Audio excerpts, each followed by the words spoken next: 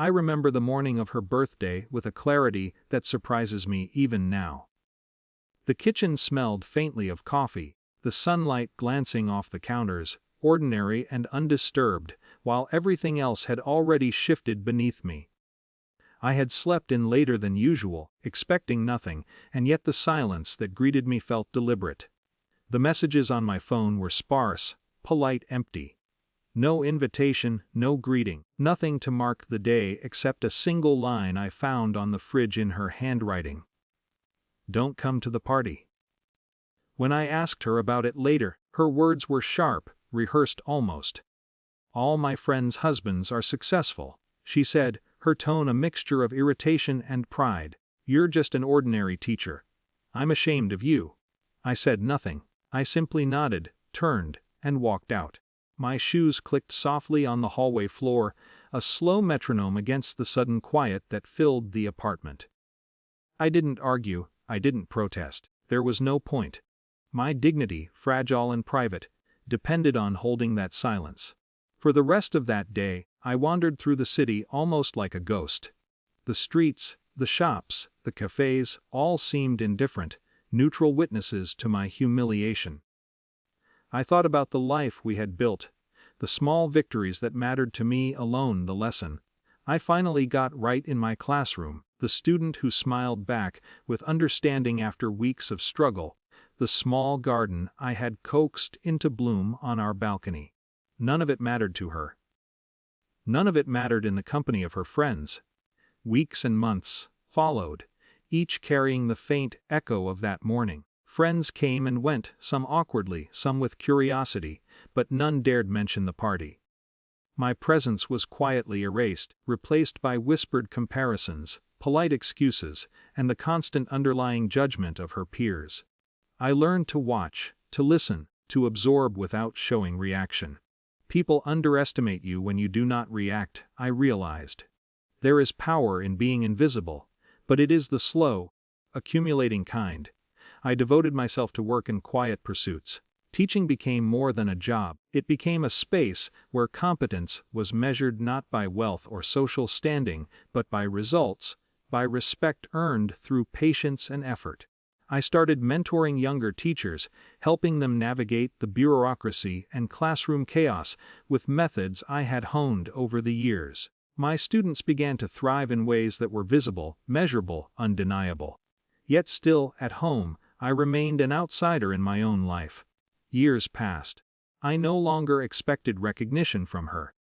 The sting of that morning faded into a dull ache, one that only flared in rare moments of memory, but life has a way of rearranging itself quietly. I was invited to lead a district-wide educational initiative, an opportunity that would put me in front of administrators and local media. My work, steady and unflashy, was suddenly seen on a broader scale. The day of the first official presentation, she appeared in the audience unexpectedly. Not by invitation, of course, but because someone had asked her to attend as a courtesy. She sat in the back row, polite, distant, and still the woman who once declared me unworthy. I felt the shift before she even noticed it.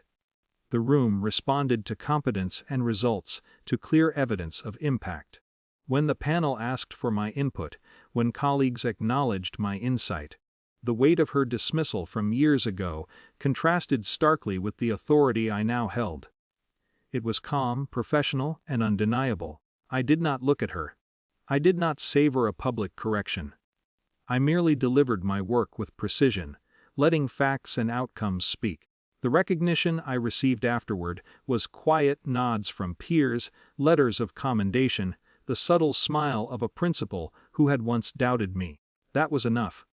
The validation was external, yes, but it resonated inwardly more than any applause or argument ever could. In the weeks that followed, she began to notice the changes.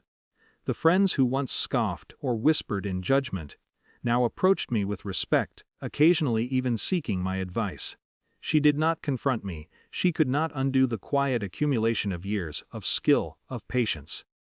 Power, I realized, had shifted in ways neither of us could reverse, not through confrontation, not through apology, not through social maneuvering. It was a subtle rebalancing, one measured in recognition and credibility rather than spectacle.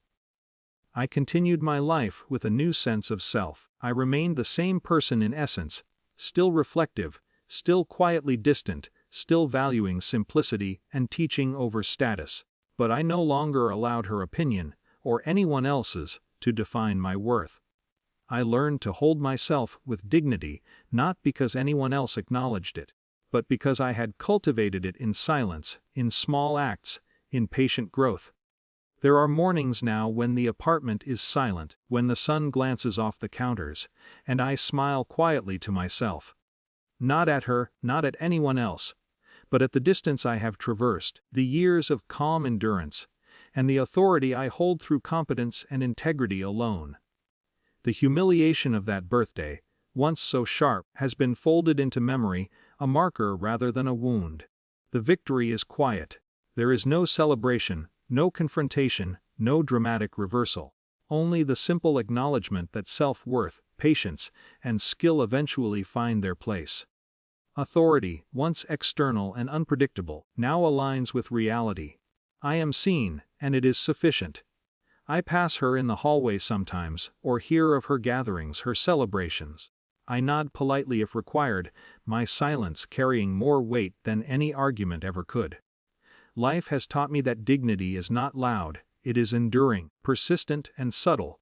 It does not scream. It waits, and when recognized, it does so without need for spectacle. And that is enough.